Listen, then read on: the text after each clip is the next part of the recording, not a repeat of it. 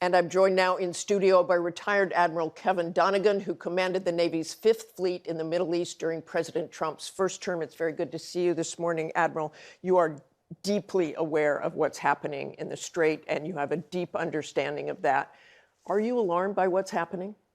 Well, I'm not surprised by what's happening. I guess it's the first thing that I'll say.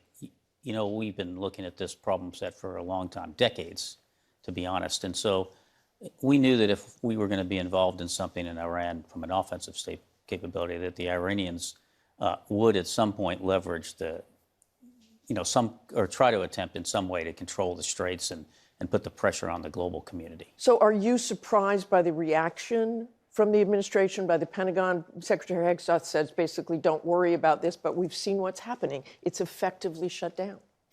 It is effectively shut down the straits. We knew if we would go into conflict, that de facto traffic flow would stop through the straits. You know, as you know better than anybody else in conflict, when missiles are flying overhead back and forth, the traffic through the Straits of Hormuz is going to come to a stop because they're tankers, liquid natural gas carriers, container ships, et cetera. They're going to slow down.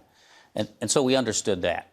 Well, what I think that surprised me more than anything in this, what's going on, is Iran's retaliation. And I said from the beginning, to understand the effectiveness of the campaign that we're waging, we should look at how, not do a box store, but look at, Iran's capability to retaliate. But you say we knew about their capabilities, and certainly Sure. in the Strait. Are you surprised that we didn't do more or have a bigger plan for against that? I would say that if you look at the campaign CENTCOM initiated, this was built into it from the beginning. And when you think about it in terms of the things that the chairman said and the things that Admiral Cooper said his mission was, one of the things in there was just to go after the Navy. And what they really meant was Iran's capability to control the straits when this is over. Because we don't want them to have power projection capability. We also don't want them to have this leverage over this internet, such an important chokehold. So this effort that's being done and being waged by CENTCOM is specifically to get at their cruise missile threat, their ability to launch drones at boats, put mines in the water, all those things that when this is over, you want them not to have, if that makes any sense. And you have heard Secretary Wright and others say the Navy may go in there and escort tankers. How would that work? How complicated is that? Do they need air cover if they're in there? How many boats can they escort? We saw a little bit this when we saw the Houthis close the Red Sea down, right? And we saw that it doesn't take a lot to stop traffic.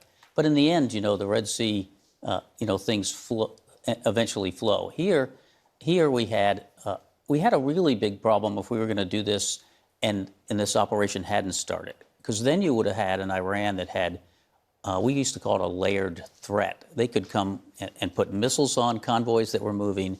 They could put ballistic missiles. They could put cruise missiles. They could put drones. They could put mines in the water. They could swarm it with boats, right? That was the threat to moving convoys before. What you have now is a different starting point because a lot of the cruise missile threat has been taken out. The ballistic missile threat's taken out. In the end, though, it's not going to be easy to escort convoys, but we practice it. And we don't practice it alone. Every year we do an exercise with 30 plus other nations in that same region. The last one is in February, just to rehearse, not just with ourselves, but with international partners on how we would do escorting and how we would keep Strait open if Iran actually, followed through on trying to either control it or close it. And we'll see if we can get 30 nations to join. We appreciate you coming in this morning, Admiral. Thanks, Martha.